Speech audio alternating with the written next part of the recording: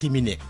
Détournement présumé, Mansour Faye sur la sellette, l'ancien ministre et maire de Saint-Louis devant la commission d'instruction de la Haute Cour de justice dans l'affaire des fonds force Covid-19. Lutte contre l'émigration irrégulière, une centaine de candidats au départ interpellés entre Sendou et Yen. Ils ont été arrêtés par la gendarmerie. À suivre l'actualité internationale, Seydou Nourouba, les sports, Malal Junior Diagne, la revue de presse de Mohamed Ali Mouba et en fin d'édition, point de vue sur le débat autour de la criminalisation de l'homosexualité.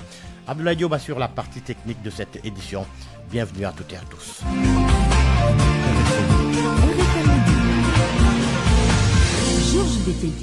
Nous nous rendons à Touba retrouver Papa Balagay. Bonjour, Papa Bala. Bonjour, Georges Diop. Un immeuble s'est effondré hier à Touba. Le bilan s'est alourdi. Ce matin, vous nous parliez d'une dizaine de morts. Vous l'avez dit, 11 morts, 7 blessés. C'est le bilan officiel donc, de l'effondrement du bâtiment R+36 à Darou Khoudoss, forage Baylat. Les opérations de secours se sont poursuivies donc tout au long de la nuit, permettant d'extraire les corps sans vie des ouvriers qui étaient coincés donc sous les décombres. C'est donc dans la nuit autant pour moi, c'est tard dans la nuit que les opérations de sauvetage se sont poursuivies et achevées. Et le ministre donc des collectivités territoriales, à savoir Moussa Balla Fofana, est d'ailleurs arrivé à l'instant pour s'inquiéter de la situation. Les interrogations furent donc toujours de partout, évoquant également le respect des normes de construction. Et donc le ministre qui est là présentement, qui a fait un peu l'état des lieux en compagnie donc des autorités administratives, qui peut-être va se prononcer tout à l'heure. Mais selon nos informations, il va se rendre d'abord à l'hôpital pour s'inquiéter un peu de la situation des rescapés avant certainement de se prononcer sur cette affaire qui secoue la ville-centre de Touba depuis hier, Georges Diop. Merci Papa Balagay. Le préfet de Mbacké confirme le bilan de 11 morts dans cet effondrement d'un immeuble à Touba. Khadim Anne lève un coin du voile sur les détails du drame et l'identité de l'entrepreneur incriminé. Au moment où je vous parle, donc, le bilan provisoire fait ressortir un nombre de 11 en vie et de 7 blessés. Et parmi ces 7 blessés, donc 6 sont dans un état grave. Ces blessés sont pris en charge au niveau des structures de santé du département, notamment l'hôpital Cheikhoul Khadim, l'hôpital Dendamatou et l'hôpital Matlaboul Fawzeni. Je profite de l'occasion en tout cas pour vraiment présenter mes condoléances à toutes les familles des victimes, mais également souhaiter un prompt rétablissement aux blessés. Est-ce que vous avez une idée un peu du nombre de personnes sous les décombres, peut-être aussi par rapport à l'organisation des secours? Pour le moment, nous n'avons pas encore en tout cas une idée par rapport au nombre exhaustif de personnes qui étaient dans le pied. Mais lorsqu'on organisait les secours, des personnes se sont présentées pour donc nous déclarer qu'ils n'avaient pas encore en tout cas retrouvé leurs parents qui étaient donc au niveau du chantier. C'est ainsi que nous avions en tout cas procédé pour un peu donc sortir le maximum possible de personnes, donc de victimes. Et en tout cas, aux dernières nouvelles, plus personne ne nous a déclaré ne pas avoir retrouvé en tout cas un membre de sa famille. À ce propos, vous dites que le chef de chantier fait partie des victimes et que l'entrepreneur est jusqu'ici introuvable. Oui, le chef de chantier probablement serait en tout cas des victimes. C'est la raison pour laquelle donc aux premières heures, nous n'avions pas en tout cas eu l'information par rapport au nombre exact d'ouvriers qui se trouvaient au niveau du chantier. Le chef d'entreprise jusqu'à présent en tout cas n'est pas en tout cas retrouvé, mais on nous aurait dit qu'il s'agit du même entrepreneur que la personne en tout cas qui a été arrêtée dans le cadre de l'effondrement d'un immeuble à Dakar au niveau de Ngor. Le directeur de la construction est sur les lieux depuis hier. Moussa Tine s'est confié à El Hadj Ndiogoudine et à Mohamed Ali Mouba lors de notre édition spéciale de tout à l'heure consacrée à ce drame survenu à Touba. Tout d'abord, toutes nos condoléances en tout cas aux victimes, aux familles, aux blessés. Et on a vécu une soirée vraiment effroyable et une très très grande tristesse vraiment. Et ça montre tout simplement l'importance que l'on doit accorder au respect des normes. Et il faut aussi quand même rappeler que, comme j'ai entendu tout à l'heure, il faut quand même dire il faut aussi donner les bons pourcentages. Un accompagnement complet, il faut compter entre 10 à 12% d'une équipe technique complète, de l'étude de sol jusqu'à la livraison. Parce qu'il faut avoir des études de sol, il faut avoir un architecte qui a une maîtrise d'œuvre, c'est-à-dire qui fait les plans. Un architecte ne fait pas que les plans, il fait la maîtrise des techniques, il fait les plans, il fait la maîtrise technique, c'est lui qui coordonne tous les acteurs qui doivent rentrer en jeu. Justement, monsieur le directeur, vous venez de dire tout à l'heure que le bâtiment que vous avez vu ne respecte pas les normes. Il ne respecte pas les normes. La nature, comment le bâtiment s'est effondré, nous fait voir, en tout cas, de premiers constats que les normes n'ont pas été respectées. Et à qui la responsabilité dans ce non-respect des normes de construction? La responsabilité aujourd'hui, on ne peut que dire d'une responsabilité générale, c'est-à-dire que la responsabilité elle est partagée. Chacun doit répondre à ses responsabilités sur tous les plans. L'homme de la rue se prononce sur la série d'effondrements de bâtiments. Les citoyens rencontrés expriment leur indignation face à cette situation préoccupante. Ils dénoncent le non-respect des normes de construction ainsi que l'utilisation de matériaux de mauvaise qualité responsables de ces drames. Tous appellent les autorités à prendre des mesures fermes afin de prévenir de nouvelles tragédies. Un reportage signé Oumokal Somli. C'est aux alentours des allées de la ville que nous rencontrons Ahmed Guissé, un homme d'une 60aine d'années. Attristé par la série d'effondrements tragiques qui se succèdent ces derniers temps, il juge la situation catastrophique et exhorte l'État à prendre des mesures fermes. Il y a la compétence aussi de ceux qui travaillent. Il y a aussi la négligence de l'État aussi. Parce qu'il n'est pas donné à tout un chacun de faire une construction et de ne pas avoir un bureau de contrôle derrière. D'accord, essayez de voir maintenant entre l'État et ceux qui ont le bâtiment, s'il faut alléger la facture des ingénieurs. Essayez de le mettre à la portée de tout un chacun. Amsata, quant à lui, déplore le non-respect des normes de construction et insiste sur la nécessité de suivre les réglementations en vigueur. Avant de construire un bâtiment ou un immeuble, il faut au préalable faire une étude de sol, faire un plan bien adapté. Il ne faut pas prendre n'importe quel entrepreneur ou n'importe quel maçon. De son côté, Yaya Thiam, jeune fonctionnaire, se dit dépassé par la gravité de la situation.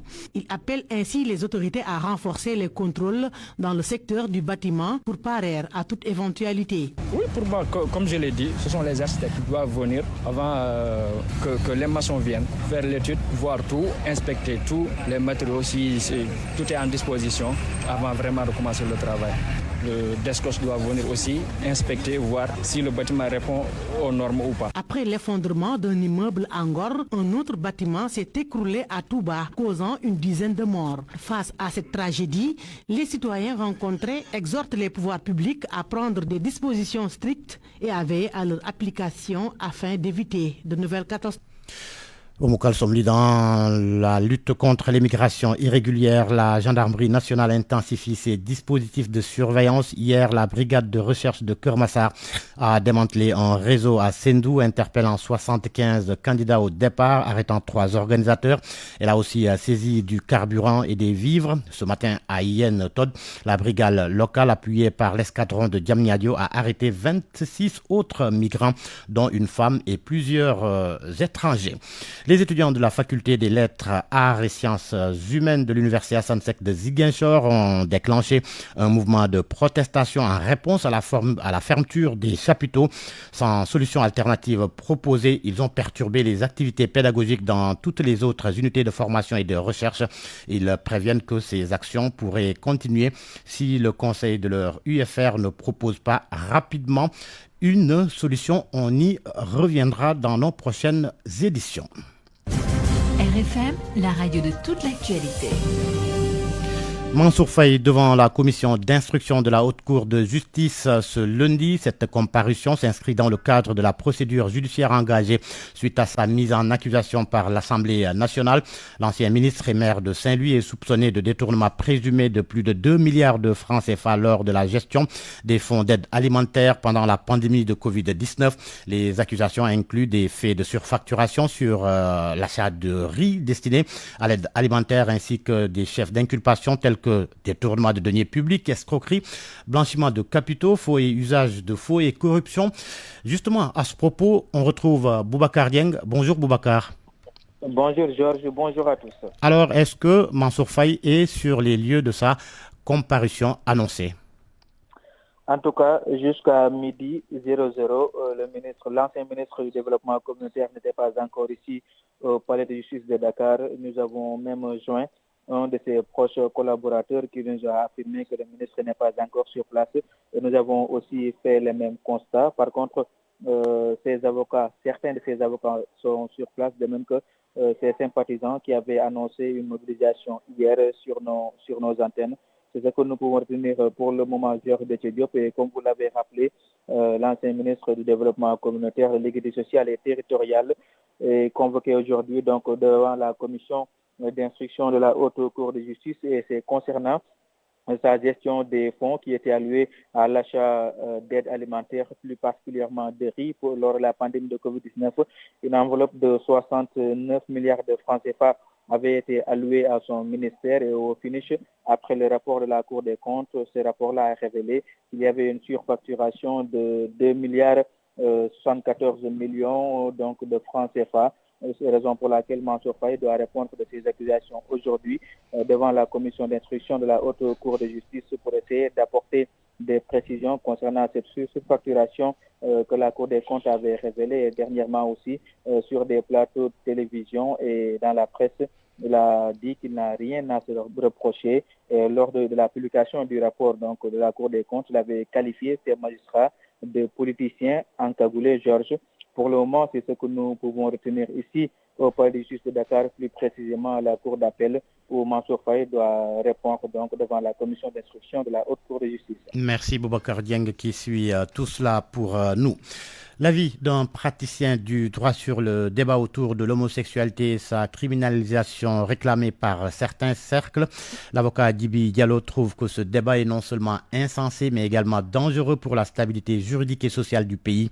Selon lui, le Sénégal dispose déjà d'un cadre légal clair en la matière. Le code pénal incrimine les actes contre nature, laissant peu de place à l'interprétation pour l'avocat. Relancer le débat sur la nécessité d'une législation plus sévère ou plus explicite ne ferait qu'installer un climat de désordre et d'instabilité tant sur le plan juridique que sociétal. Maître Djibi Diallo était l'invité de RFM Matin. L'homosexualité en tant que tel est un terme littéral, mais ce n'est pas un terme juridique. La législation sénégalaise telle qu'elle est structurée, je pense qu'elle est bonne, parce qu'elle sanctionne l'acte contre nature. Et l'homosexualité fait partie des actes contre nature. Aujourd'hui, si on décide que l'homosexualité est un crime, mais ça va créer un désordre, parce qu'il y a des gens qui sont apparemment efféminés et qui ne sont pas des homosexuels. Il y en a d'autres qui ont l'air d'être virils, qui s'entraînent et qui sont très forts, et qui le sont. Donc, on ne peut pas juger l'homosexualité par rapport à l'apparence, par rapport à une attitude. On ne peut sanctionner l'homosexualité que par rapport aux actes. Et je pense que cet acte s'appelle acte contre nature. Et si vous allez dans la législation, il y a des faits aggravés qui sont des crimes.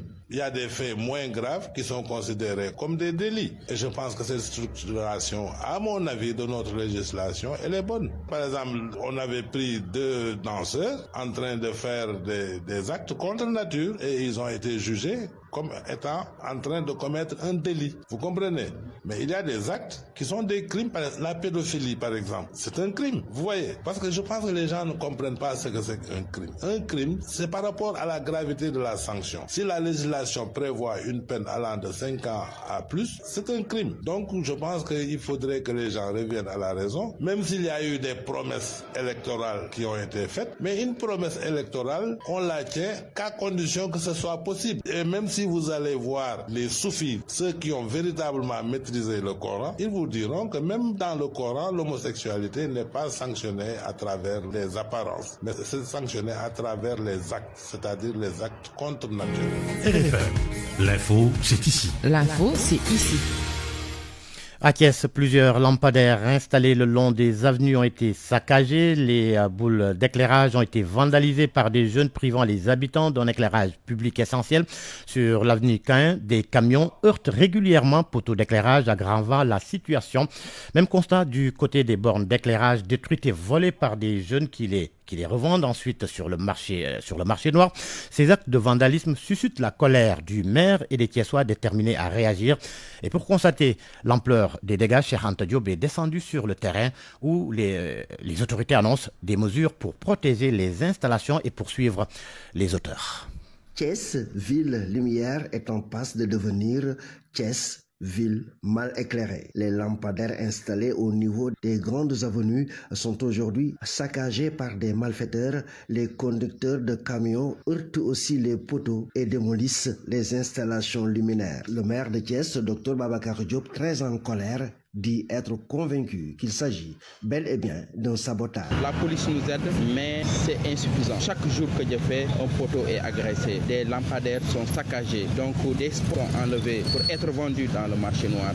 Et donc c'est inacceptable. C'est pourquoi je voudrais vraiment lancer ce message de sensibilisation à tout le monde pour qu'on puisse protéger ensemble ce patrimoine commun. Selon le maire de Thiès, ces investissements tournent autour de 400 millions de francs CFA. L'année dernière, simplement sur 2024, on est près de 400 millions. Et sur le programme 2025, c'est le même montant. Pour les 2 années cumulées, c'est presque un peu moins d'1 milliard. Donc si aujourd'hui nous saccageons tout cet investissement, cette ville va retourner dans l'obscurité. Ce serait impardonnable, ce serait aussi inacceptable. Pour rappel, dans le cadre de la phase 3 du programme de modernisation et densification de l'éclairage public à Thiès, le conseil municipal avait voté un budget de 400 millions de francs CFA. RFM Thiès, Cheikh Anta Diop. À Diourbel, les entrepreneurs locaux se mobilisent pour renforcer leur position face aux défis du marché de l'offre et de la demande en réponse à la dominance croissante des entreprises étrangères dans l'exécution des marchés publics. Ces chefs d'entreprise ont exprimé leur détermination à défendre leurs intérêts. En assemblée générale ce week-end, ils ont discuté des stratégies à adopter pour mieux faire face à cette concurrence jugée déloyale. Sidi Diop, le président de cette initiative, au micro de Babacar Diouf, souligne la nécessité pour les acteurs économiques locaux de s'unir et de renforcer leur compétitivité et de préserver l'économie régionale et nationale. Des jeunes de Diourbel, des grandes personnes de Diourbel, des fils et des filles de Diourbel se sont rassemblés pour dire qu'au-delà des clivages, au-delà des différences, au-delà de toute autre chose, il y a quelque chose qui nous unit, c'est Diourbel. Et ensemble, nous voulons faire la renaissance de Diourbel. Nous voulons avancer ensemble et montrer au monde entier que le Baol Babol qu'on connaît de partout est originaire du Baol, mais originaire de Diourbel. Nous voulons montrer notre expertise aux Sénégalais, montrer cette expertise à l'Afrique et au monde. Et on a 100 entrepreneurs. Il suffit de prendre 20% de ce 1 milliard, le diviser par 100 et aller ensemble à la banque pour recouvrir ces sommes.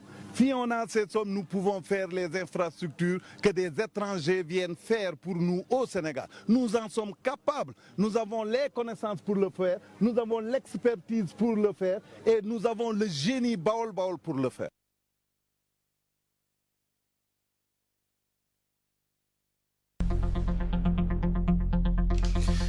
Seydou Nourouba qui s'installe dans ce studio pour la page internationale. Bonjour Seydou Nourou. Bonjour Georges de Diop.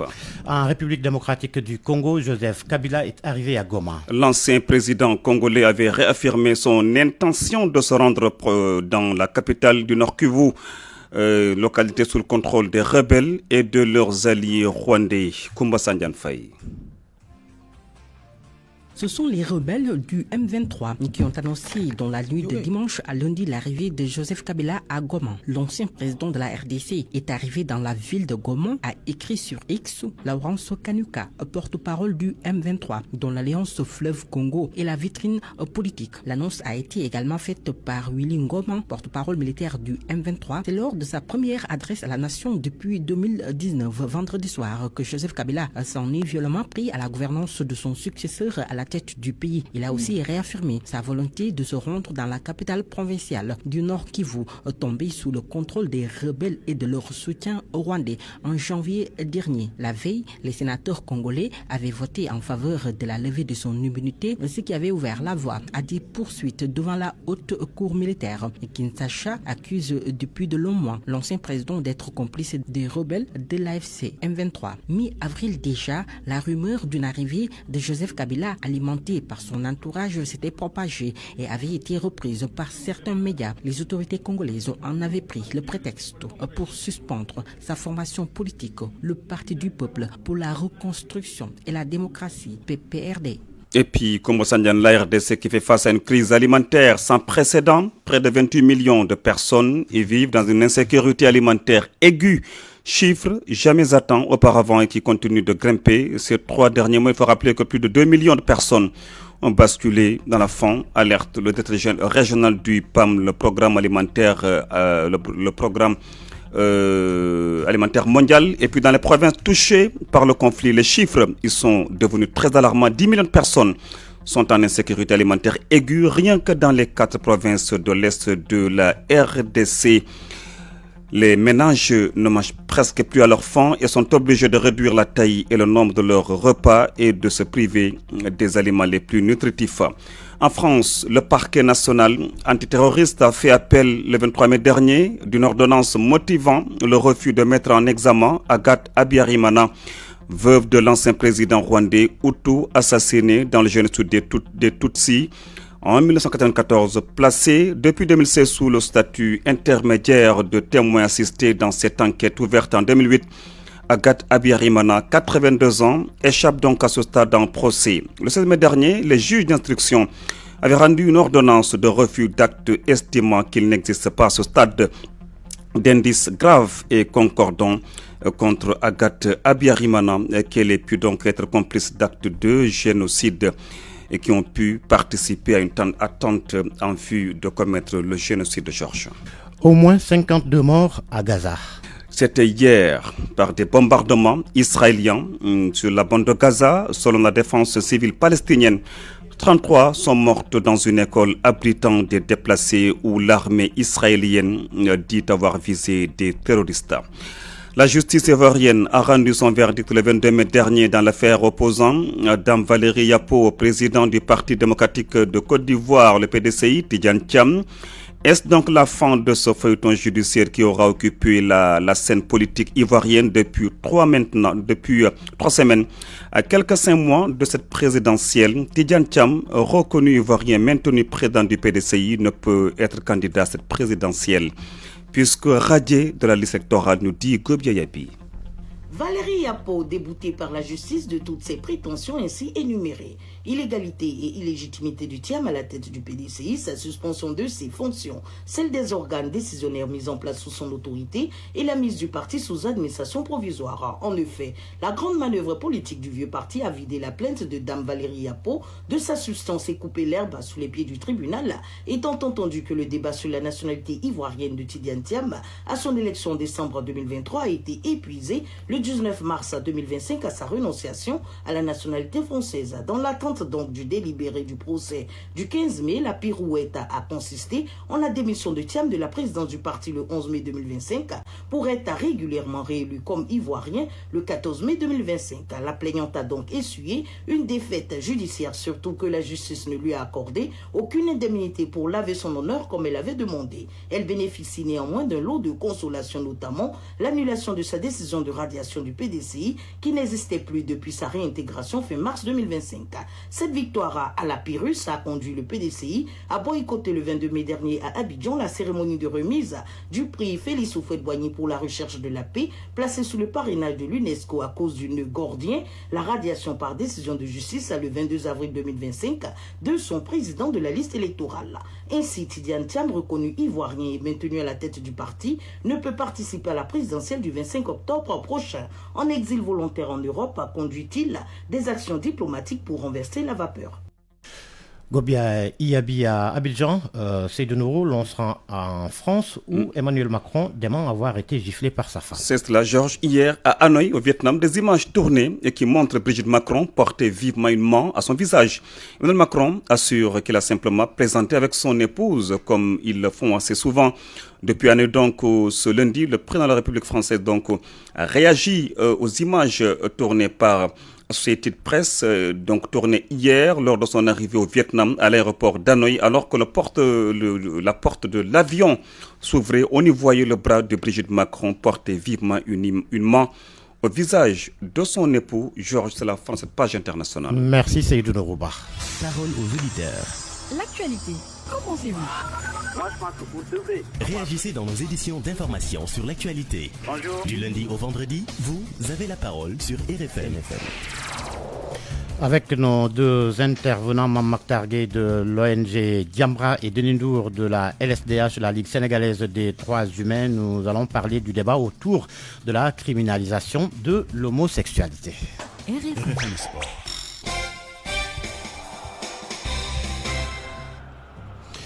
À midi 26 minutes, bonjour Malal Junior Diagne. Bonjour Georges. UFOA A, le Sénégal joue son dernier match de la phase de poule. Objectif, valider la première place du groupe puisque les Lions sont déjà qualifiés pour les demi-finales. L'équipe nationale du Sénégal joue à 19h face à l'équipe de la Sierra Leone qui est deuxième au niveau du classement avec 3 points. Dans l'autre rencontre, la Guinée-Conakry va jouer contre la Gambie dans la poule A à 16h. Le Mali jouera contre l'équipe du Libéria. La Mauritanie défiera l'équipe de la Guinée-Bissau. Meeting de Dakar, l'heure est au bilan. L'heure est au bilan après la compétition samedi dernier au stade Léopold Sédar Senghor pour cette 12e édition. Le vice-président de la Fédération sénégalaise d'athlétisme Bara Thiam tire un bilan satisfaisant et positif sur le plan organisationnel mais également sportif. Nous l'écoutons. L'impact positif de ce meeting n'est plus à démontrer dans l'anderno sportif sénégalais. Donc c'est du point de vue organisationnel. Donc autant le pari de l'organisation a été réussi, autant la participation était exceptionnelle. Donc nous avons enregistré environ 200 athlètes, dont ceux du centre, dirigés par El Hadj Amadou Diaba, mais aussi plus de 10 nationalités ont répondu à l'appel de Dakar. Les officiels techniques aussi se sont très bien illustrés en assurant des résultats fiables et des records personnels ont été battus. Donc le clou de la technique est que le timing qui avait été prévu dans le programme horaire donc a été respecté à la minute près, ce qui témoigne encore une fois du professionnalisme de nos techniciens qui n'est plus à démontrer. Donc en ce qui concerne la mobilisation, donc nous estimons le public à 15 000 personnes environ, ce qui n'est pas donné pour un meeting d'athlétisme continental et de surcroît lorsqu'il est organisé en Afrique. Donc nous avons enregistré aussi une forte représentation des plus hautes autorités étatiques, mais aussi du monde sportif. Le tir avec la Fédération sénégalaise qui a organisé le Grand Prix du président Mamadou Ba, qui est par ailleurs le président de la Fédération sénégalaise de tir et chasse. Une compétition remportée chez les dames par Sornagnan et chez les hommes par Justin Chen. Les tireurs ont compétit dans l'épreuve des 10 mètres comprimés. Mamadou Ba, président et parrain, s'est dit satisfait et heureux d'avoir participé à cette compétition. Au-delà d'une journée de compétition fédérale, j'ai voulu que ça soit une journée de rencontre entre les tireurs, l'ensemble des clubs du Sénégal, mais y compris leurs familles. Vous avez vu aujourd'hui pratiquement l'ambiance qu'il y a eu. C'est cela en fait qui fait qu'on peut fédérer une fédération, parce que le mot c'est une fédération, il faut fédérer. Et c'était la meilleure manière de faire. C'est là que j'ai tenu quand c'était ma journée de dire que on va l'organiser dans un lieu où nous pourrons se connaître mieux. Parce que la meilleure manière de se connaître, mais ce n'est pas de se connaître nous entre simplement les tireurs, mais c'est que nos familles se connaissent et que nous puissions également connaître les familles des uns et des autres. Et ça nous a permis en fait de faire de la découverte. Le président de la fédération, Mamadou Ba, pour finir, Georges Basketball, suite des huitièmes de finale retour. Aujourd'hui, chez les dames, dans l'après-midi, l'équipe de CMT Ziguinchor jouera contre Debaloc. Merci Malal Junior Diagne pour cette page internationale. Plutôt pour cette page des sports, on en arrive à la revue de presse. Lecture et commentaire de la presse du jour, Mohamed Ali Mouba. Bonjour. À la une, ce drame suite à l'effondrement d'un bâtiment à Toubambaké, 11 morts. Ce matin donc, la revue de presse commence sur une note triste, celle du deuil, celle du devoir de mémoire, car là-bas à Touba, un immeuble de 3 étages en construction s'est effondré, emportant dans sa chute des vies, des espoirs des familles. 11 morts déjà recensés et des ouvriers et d'autres encore sous les gravats, luttant peut-être encore contre l'étreinte du béton. L'observateur s'arrête longuement ce matin sur cette tragédie survenue hier. Les images captées sur place glacent le sang, casque de chantier broyé, chaussures orphelines, regard hagard, tout un monde qui s'effondre. Le confrère relève que l'immeuble en phase de finition appartenait à Serigne Baïsar de Sénécartour. Vox Populi nous dit que le bilan continue de s'alourdir. Libération dresse ce matin le sinistre tableau d'une série noire qui ne semble pas vouloir s'interrompre. Après Ngor, c'est Touba qui s'effondre, au figuré bien sûr important avec lui des vies précieuses. En l'espace de quelques jours, une dizaine de morts viennent alourdir le bilan de ce que l'on peut désormais appeler une tragédie nationale. Sur un tout autre registre, les quotidiens ouvrent sur l'affaire Mansour Faye, mais non moins brûlante actualité. Le maire de Saint-Louis est attendu, vous le savez, ce lundi devant la Haute Cour de justice, un lundi de tous les dangers pour celui qui était ancien ministre sous Macky Sall, cité dans l'affaire sensible des fonds Covid-19 et des soupçons de surfacturation. Accusation, vous le savez, balayée d'un revers de main par Mansour Faye. Lundi de toutes les possibilités donc pour Mansour, écrit sur ça, il est sous la menace d'un mandat d'amener. Selon l'observateur, le journal rappelle que la veille, c'est-à-dire hier, il a été victime d'un accident de la circulation, mais il en est sorti indemne. Donc c'est à qui tout double pour Mansour. Aujourd'hui, Point Actu note qu'il pourrait cautionner. Marième Faye Sall va le faire pour son frère. Elle a fait pression pour qu'on l'aide 2 milliards de francs CFA pour échapper peut-être à la prison. Macky Sall et Mansour s'y étaient opposés, mais la pression de l'ancienne première dame et des oncles a été concluante. Vendredi, un frère de Marième Faye Sall a été interdit de sortir du territoire national. Pendant ce temps, les autres acteurs politiques filent droit vers le dialogue. Tout le monde y prend part, ou presque, mais la classe politique est divisée. Aïssata Tall Sall et Pape Djibril Fall rejettent l'offre. Khalifa Sall, Serigne Mansour, Sy Djamil, Diouf Sarr partant selon le journal Les Échos. Réunion de l'opposition favorable au dialogue aujourd'hui pour harmoniser ses positions. Gum Sabop pose ses conditions. Vox Populi en conclut que tous ou presque sont au dialogue. L'APR qui se retrouve seul, bien seul, plusieurs responsables de l'APR vont toutefois y prendre part. Les anciens alliés ne suivent pas le boycott de l'ancien président. À 48 heures du lancement du dialogue national, le journal Le Soleil a réussi à discuter avec Cheikh Gueye, Dr Cheikh Gueye, facilitateur général du dialogue. Il confie que tout est mis en œuvre pour que ce dialogue soit inclusif, méthodique et orienté vers des résultats concrets. Une participation record attendue, note encore la publication. Et puis, Ama Baldé dans le pétrin, le lutteur et son frère Pathé Baldé en fuite après avoir violenté des policiers. Le journal Observateur note que le chef de file de l'écurie Falaye Baldé, Ama, est sous le coup d'un avis de recherche qui vise également son frère Pathé et leur neveu Julo. Les démêlés judiciaires du lutteur font suite aux violences et voient de fait qu'il a exercé en compagnie de Pathé sur des policiers venus interpeller leur neveu Julo, chef d'un gang de voleurs de motos et caïds du trafic de drogue. Ama aurait juré de tuer à l'aide d'un gourdin tout policier qui oserait mettre un pied dans la maison. Le journal note que pour le moment, Ama Baldé est introuvable. Bonne nuit à tous. Point de vue. Regard croisé sur l'actualité du jour. Point de vue à présent avec nous, Mam Maktar Gueye, vice-président de l'ONG Diamra. On aura l'occasion de l'avoir tout à l'heure au téléphone avec lui, mais également Denis Ndour de la Ligue sénégalaise des droits humains. Denis Ndour, bonjour. Denis Ndour qui n'est pas encore en place, nous allons parler avec nos deux intervenants du débat autour de la criminalisation de l'homosexualité réclamée par certains cercles. Donc dans un court instant, nous aurons Mame Mactar Gueye et Denis Ndour sur le sujet.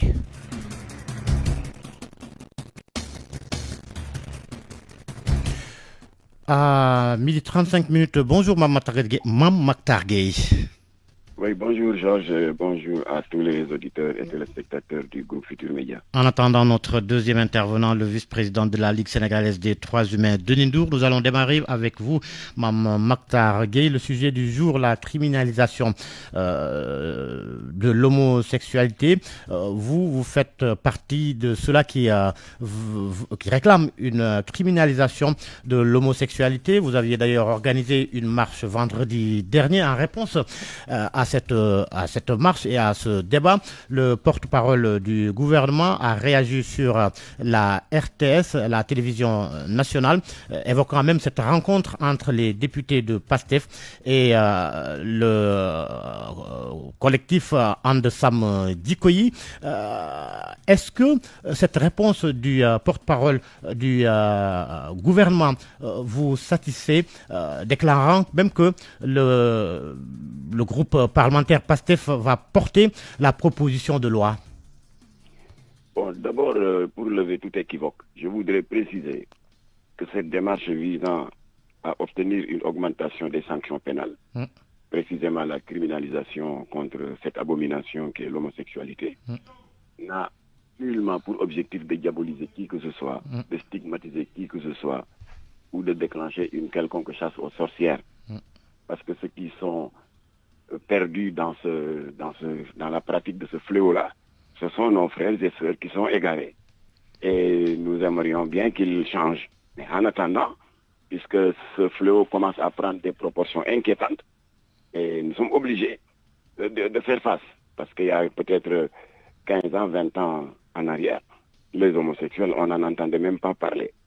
Ils étaient entre guillemets dans leur trou, dans une discrétion totale. Mais maintenant, ils envahissent l'espace public. Et ils ne se contentent pas, ils ne se limitent pas à envahir l'espace public, mais ils se livrent à d'inadmissibles provocations. Parce que votre confrère, cher Omar Ndaw du journal LAS, a été le premier organe, dès 2005, à soulever le lièvre au cimetière de Soumbédioune, où 3 homosexuels ont été surpris en pleine action. Et le 3e larron avait une caméra haute définition en train de filmer la scène. Quand Cheikh Omar Ndaw de l'AS avait eu des indiscrétions, des rapports d'audition, mais tout le monde a été ahuri d'apprendre qu'ils étaient en train de filmer cette séquence-là pour la vendre à des sites internet homosexuels. Ça, c'est de la provocation. C'est de la provocation également une nuit aussi bénie que le 25 novembre 2015. Doublement bénie d'ailleurs, parce que ça a toujours été la nuit de la célébration de la naissance du Christ. Mais puisque nous, musulmans, nous avons un calendrier lunaire, eh bien, il y a eu une heureuse coïncidence, ce 25 décembre 2015, où nos deux communautés confessionnelles célébraient l'une la naissance du Christ et l'autre la naissance du prophète Seydina Mohamed. Et les lobbies homosexuels qui ne font rien par hasard ont choisi cette nuit doublement symbolique pour sceller 11 mariages homosexuels à l'école Ibrahima Diouf de Kaolack. N'eût été la promptitude du commissaire Bokar Ly, il allait y avoir un bain de sang, parce que les talibés de Cheikh al-Islam Baye Ibrahima Niass, armés jusqu'aux dents de Gourdin et de Kourou Baye Fall, ont voulu en découdre avec ces homosexuels. C'est le commissaire qui a été rapide pour les évacuer vers le procureur. On peut en citer à l'infini. C'est des provocations. Et la goutte qui a fait déborder le vase, c'est dans la nuit du 22 au 23 novembre 2020, à 3 heures du matin. Et le gardien de ce haut lieu de culte qui est à la grande mosquée a failli s'évanouir en surprenant 2 homosexuels en train de s'accoupler dans la mosquée. Alors, est-ce qu'on va rester les bras croisés au point que les populations extrêmement indignées en viennent elles-mêmes à se faire justice elles-mêmes? On ne le souhaite pas, parce que ça s'est passé dans 2 pays d'Afrique centrale. face au laxisme des pouvoirs publics. Les populations avaient créé des brigades d'autodéfense. Et nous avons tous appris dans la presse qu'il y a eu 2 homosexuels qui ont été lynchés. On leur a fait subir ce que l'on appelle le supplice du collier. Ils ont été attachés. On leur a enfilé des pneus jusqu'au cou. On y a mis de l'essence et le feu. Une mort atroce. On ne souhaiterait pas que cela se produise ici. Donc voilà l'idée initiale de cette volonté de renforcement des sanctions pénales. Oui, mais des juristes vous rétorquent, Makhtar Gueye, que le code pénal incrimine déjà les actes contre nature. On a entendu tout à l'heure l'avocat Djibi Diallo qui souligne que relancer le débat sur la nécessité d'une législation plus sévère ne ferait qu'installer un climat de désordre et d'instabilité tant sur le plan juridique que sociétal. Le cas de provocation inadmissible à Kaolack dont j'ai fait état à l'entame de mon propos. Pourquoi ils ont été libérés alors que le commissaire Bokarli s'est acquitté de toutes les dispositions pénales? On a dit flagrant délit. Il les a pris en flagrant délit à l'école Ibrahim Diouf de Kaolack. On a dit qu'il faut des preuves matérielles et des pièces à conviction. Le commissaire Bokarli a trouvé sur place des robes de mariée, des bagues de fiançailles et d'autres choses que je ne voudrais pas nommer, telles que préservatifs lubrifiants. Alors, tout a été livré au procureur en même temps qu'il déférait ces individus au parquet. Mais curieusement, à peine 10 jours après, on a appris scandaleusement qu'ils ont été libérés. Et vos confrères sont allés tendre leur micro au principal responsable, c'est-à-dire le ministre de la Justice de l'époque, en l'occurrence Sidiki Kaba, en lui disant comment se fait-il que, devant une flagrance aussi extraordinaire, des preuves, toutes les conditions pénales sont réunies, flagrant délit, comment se fait-il qu'il se retrouve en moins de 10 jours à l'air libre? Et le ministre de la Justice a répondu à votre question que vous venez de poser. Il a dit, oui, l'article 319 qui est souvent invoqué parle d'actes contre nature et ne mentionne nullement le mot homosexuel ou homosexualité. Voilà le layami qui fait que les homosexuels provoquent et ont même tendance à se prévaloir d'une certaine impunité. C'est ça qu'on a voulu régler en proposant l'abrogation de l'article 319 ou, si vous voulez, la profonde réforme de l'article 319. C'est la raison pour laquelle, dans la proposition de loi qui a été déposée, d'abord par Djamra, je le précise, parce que la première proposition de loi portant criminalisation de l'homosexualité a été déposée par l'ONG islamique Djamra, puisque entre-temps notre député était mort accidentellement. Et nous l'avons fait porter par le député Amadou Mberi Silla, il m'entend, parce que nous n'avions plus de députés à l'Assemblée nationale, contrairement au moment où on devait criminaliser, n'est-ce pas, le trafic de drogue. C'est Latif Gueye lui-même qui avait conduit avec succès cette démarche parlementaire. Mais par la suite, puisqu'il y a eu cet accident, nous nous sommes rabattus sur le président du conseil départemental de Louga, le député Amadou Mberi Silla. Souvent les gens me demandent la date. Il l'avait déposé le 6 mai 2016 entre les mains du président de l'Assemblée nationale, Moustapha Niasse, et une autre copie de mai à mai a été remise au président Macky Sall. La suite, on la connaît. Amadou Mberi Silla a été insulté, diabolisé et menacé de mort par ses collègues députés de son propre camp. C'est comme ça que la proposition de Djamra est tombée à l'eau.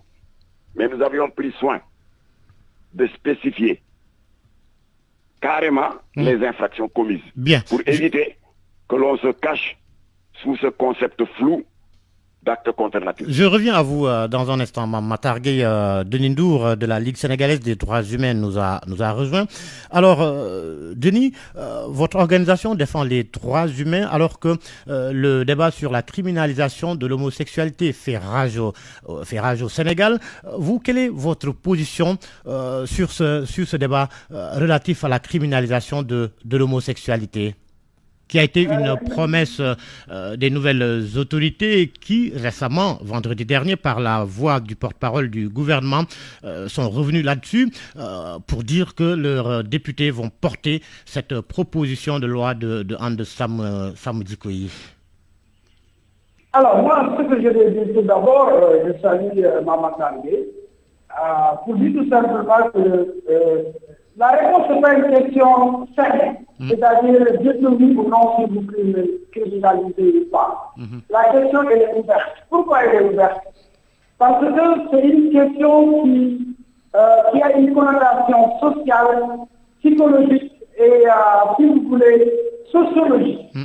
Pourquoi? Parce que nous parlons de culture, nous parlons de religion, de foi. Et vous voyez, la foi, c'est quelque chose de personnel. Quelqu'un peut dire je suis croyant, je suis musulman, je suis chrétien, mais sa foi, c'est autre chose. La foi, c'est la relation personnelle entre l'individu croyant et le bon Dieu. Ça, c'est une chose. La deuxième chose, nous, en tant qu'acteurs de droits humains, quand on dit qu'on défend l'être humain, on ne regarde pas si cet être humain-là, il a quel penchant. Quand je dis quel penchant, est-ce qu'il est hétérosexuel, est-ce qu'il est homosexuel, est-ce qu'il ne l'est pas. On regarde d'abord l'être humain, une créature divine, qui est venue au monde parce que Dieu a voulu que cette personne-là vienne au monde.